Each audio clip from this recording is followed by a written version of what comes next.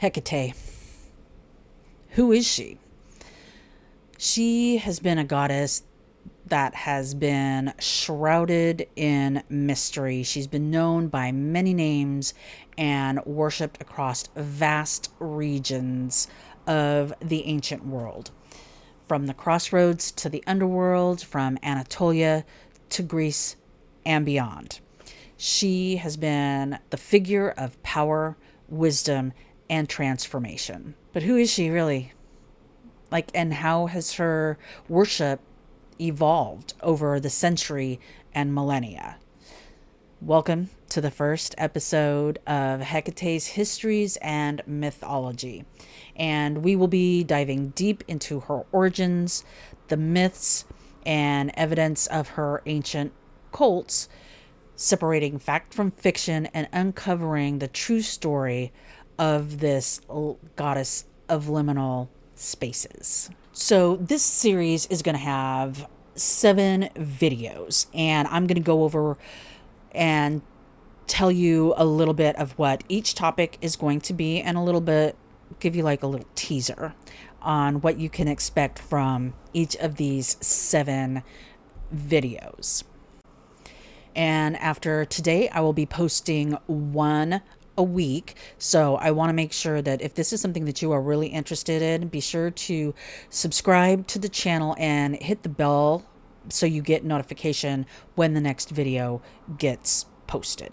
All right, so let's get into the topics that we're going to cover in this series. So we are going to cover her geographical evidence, like where there has been physical evidence of her worship. So one of the earliest known references to Hekate doesn't come from Greece. It actually comes from Anatolia, which is modern day Turkey. And it was in the ancient city of Lagina, I think that's how you pronounce the name, that they found a temple dedicated to her. And they believe that this was a major Hecatean cult center.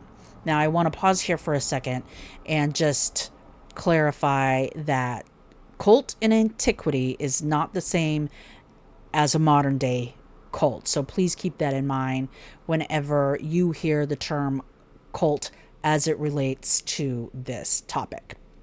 So they found this major Hecatean cult center in Lagina. But her worship isn't limited to that one region. We have evidence of her presence in Greece, like Athens, Samothrace, and Thrace have had inscriptions and depictions to her. Evidence of her has been found with the Romans, who adopted and adapted her into their religious framework. There was even some evidence found in Egypt, apparently. So we'll get into that when we do this, this will be the next episode after this introduction.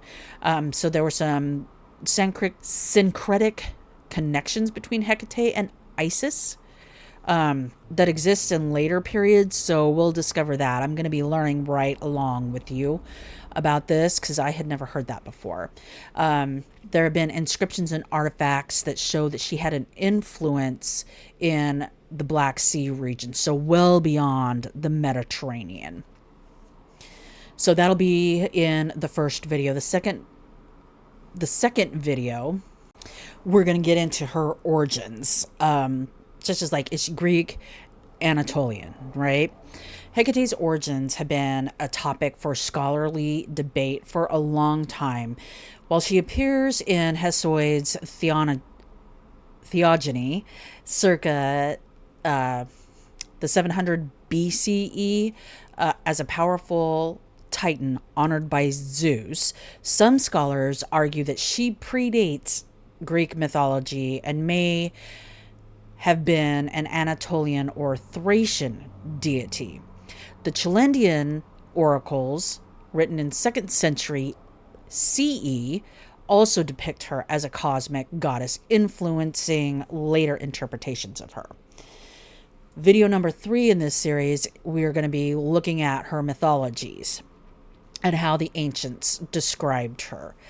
She's played a very crucial role in several myths. So she played a crucial role in the Theogony by Hesiod. She is a unique titan who retains her power after the Olympians win. So out of all of the titans that Zeus and his siblings, children beat, she was the only one that was allowed to keep her power.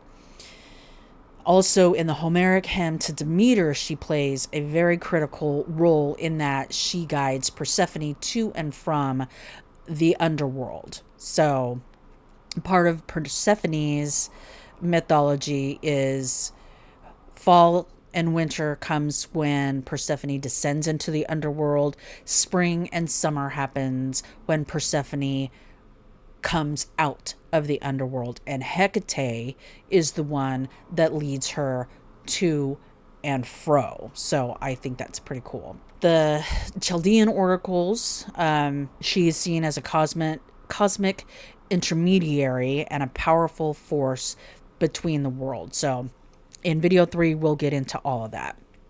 The fourth video is we will be discussing her ancient worship practices and rituals, offerings, and festivals. So how did the ancients honor Hekate? Some key practices that we are going to discuss in video number 4 is Dipnon, and I do have a video on that, and I'll link it up here, and that is the monthly supper for Hekate that is usually traditionally in ancient times left at a crossroads for her. We'll go into her animal symbolisms. Dogs, serpents, and black bulls are sacred to her. Torches and keys are a very huge symbol for her, and these symbolize her guidance and role as a liminal goddess. Video number 5 is going to be the evolution of Hekate throughout history. So over the centuries, Hekate has transformed from a local Anatolian and or Greek deity into a powerful cosmic figure. By the time of late antiquity and the Neoplatonist, I hope I'm saying that word right, it's late in the day and I've recorded this video about 14 times. So she was seen as a gatekeeper of magical knowledge, and she still is today. In the Middle Ages, she was demonized, of course, by the church and Christian writers.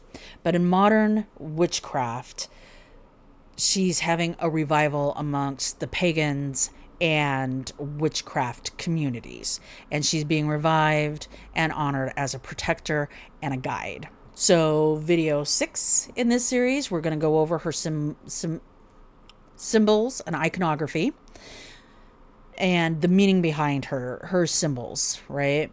So we'll talk about her torches and her role as a guide. We'll talk about keys and her ability to unlock the mysteries of the universe. Talk about her animal symbols and animals that are associated with her. Talk about her and the crossroads, because that's also really big for her. The crossroads is a liminal space. She is a liminal goddess. In video 7, we are going to talk about her modern revival. Today, Hekate is honored by thousands, if not millions, of practitioners around the world. And while our modern practices may vary from practitioner to practitioner, many of the ancient traditions remain intact, and these range from offerings left for her at a crossroads to the use of her epithets in ritual and prayer. There's a lot, and that will be discussed in video 7. So if this all sounds very interesting to you, please be sure to subscribe and hit the bell notification so you don't miss an episode at all. I'm very excited for this series. It's something I've been thinking about for a long time, so I'm very happy that it is starting to come together.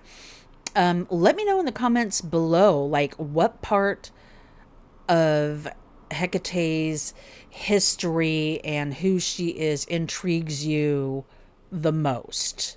Drop it below in the comments. And until next time, may Hecate's torches guide your path.